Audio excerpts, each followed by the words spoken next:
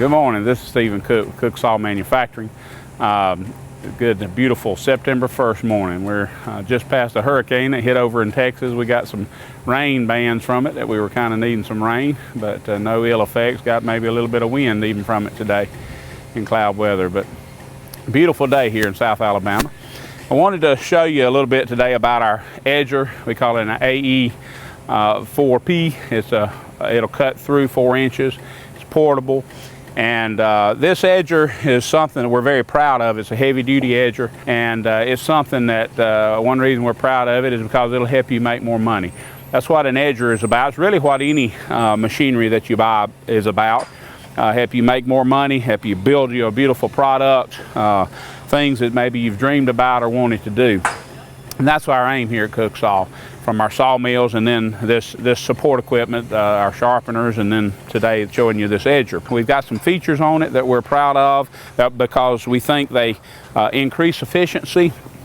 And while I'm talking about efficiency, the wonderful thing about an edger is it keeps you or saves you time, which translates to money. You're able to cut more lumber, which translates to money and time. But what happens when you're sawing, and many of you may know this, but this is maybe for some people who haven't thought about an edger specifically. When you're sawing your log, you take your first cut, you take the slab off, and then your next cut, which would be here, will end you up with a board that has wane on the side. And so what you've got to do then to make this a board for most uses is to trim this off. If you only have a sawmill, you have to take this board and put it back up on the sawmill on its edge. You can put multiple ones up, but then you've got to worry or be concerned with different widths and all.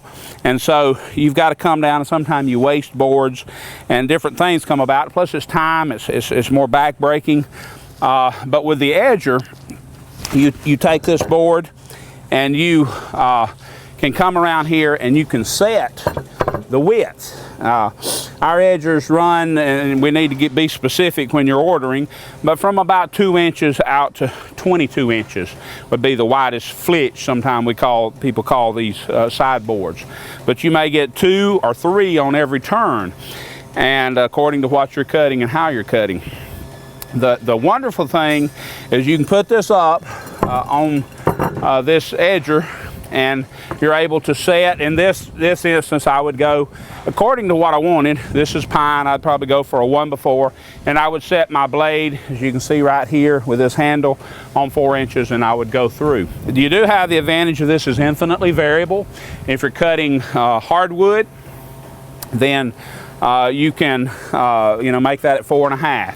You can get the maximum width out of this that you want to, because hardwood is sold at random widths. So it's good for hardwood, softwood, or whatever.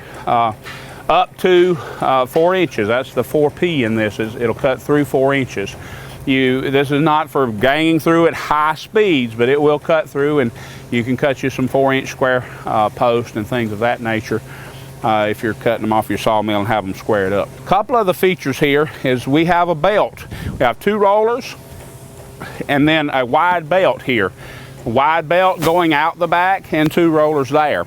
We like the wide belt. Once you've run it just a little, and we test it out and we track that belt, they run consistent. And they're, I don't call them a straight line rip, but they're almost as good as a straight line rip. And we've ripped a lot of boards to get a really nice edge for whatever sometimes you need. Of course, you always want a straight board.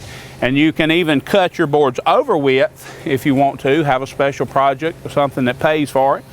And you could cut your boards, say if you wanted 6-inch wide boards, you could cut them at 6.5 or 7, and then bring them back, push them against the straight edge, another feature on this, and run it through, and you could trim that thing to a perfect 6 or 5.5, 5 3/4. And after they're dried, they're stable, and they're not going to move again as long as you don't let them get wet.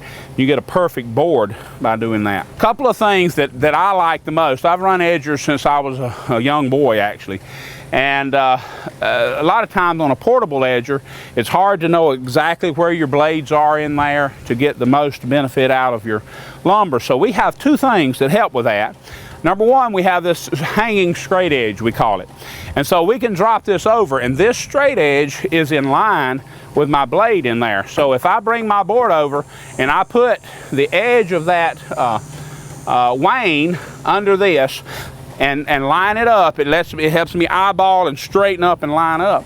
I can shove that through, push it in, and let it pull through actually, and it will trim right where I've got it in line with this. That helps tremendously in lining up.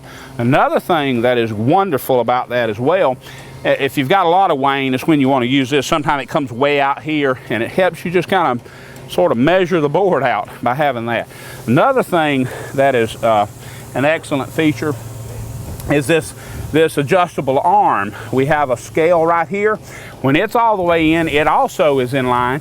A lot of times you have a board that has got a square edge, but we want to get the rest of this wane out. And so I can take this and I can say, okay, I'm going to move that back a ½ inch, or probably on this one I need to move back about 1.5 inches. I can see that. I'm just getting close.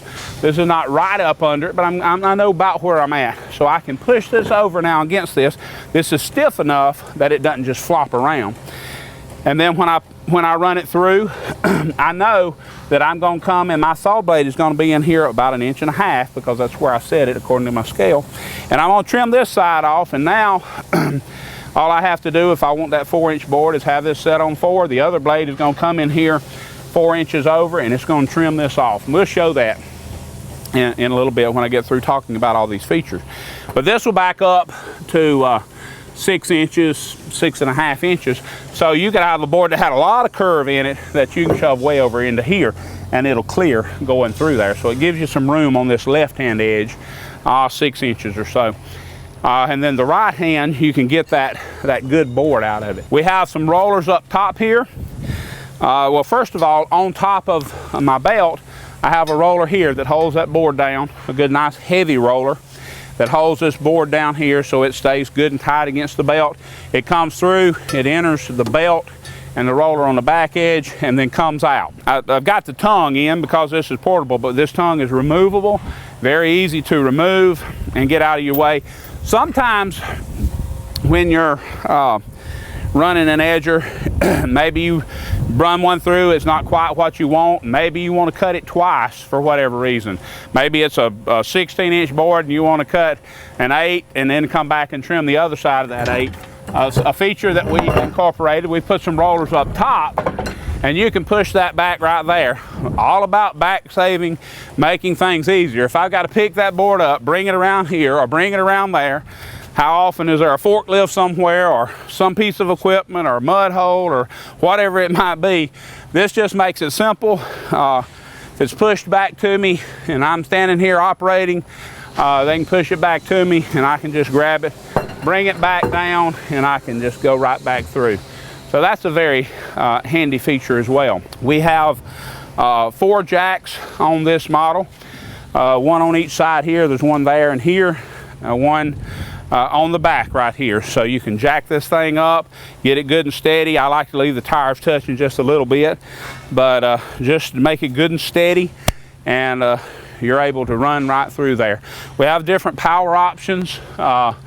On these, we have Kohler engines, what we normally put on it. I think this is a fuel injected Kohler engine, so we have different varieties. We can even put a diesel engine on here. I've shown you that. I want to show you the blades, and then we'll just run a board through, and that'll be our video for today. We're going to also, this will be part 1, and we're going to show behind a sawmill, or how I would do some things with the sawmill and how I would bring it back, make it easy and fast to do, as easy as you can when you're working with sawmills and lumber. But how you come off that sawmill, maybe with a drag back, bring it right close to where we are, and put it right into the edger. A couple of things you can do with the edger. You can come right off that sawmill, or the other thing you can do is you can stack your flitches, your sideboards, and stack them up, shoot, all day long if you want to.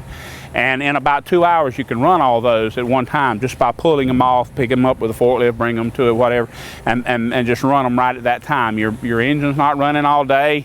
You don't have to be worrying about that. And so, you know, that'll vary with how much labor you got and how much production you're doing, but it still saves you money even if you're in a smaller operation, because you can do this all at one time. And about the savings of time, 30 to 50%, 30% easily. It'll save you in going back and having to restack this on the mill and set it up. Now you've got to take the strips off if you're on the mill, as opposed to they come off separately down here and you can throw them to one side. You have to take a handful of strips off. You've got to flip those boards, you've got to run it again, and so you can be making more lumber and more sideboards if you want to with the sawmill instead of stopping and going back and doing that. So it saves, it's all according to how you figure it, but 30% of your time minimum, and as much as 50, maybe even 60% of your time. It's according to what all you're cutting. So it's very worthwhile in my estimation, and what our customers tell us. So we'll show you about the blades and then we'll run one board through, and that'll be our video for today. All right, wanted to just let you look inside here a little bit. We've got a smooth shaft in here and the movable collar right here that slides back and forth on the shaft, and then the two saw blades. One is stationary, so we stay in line with our straight edge up there. But these are split saw blades, and I'll show you that in just a minute. The reason for that is you can pull these 4 bolts out, or 2 bolts out, pull this side off, and then take the other 2 out and pull that other side off. Whereas that's for speed and efficiency again. Other than that, you have to pull the whole bolts and bearings and everything, knock the bearings off if you don't have a split blade. And so for this application, it works very well, and we like that. These are carbide saw blades with strobes in them.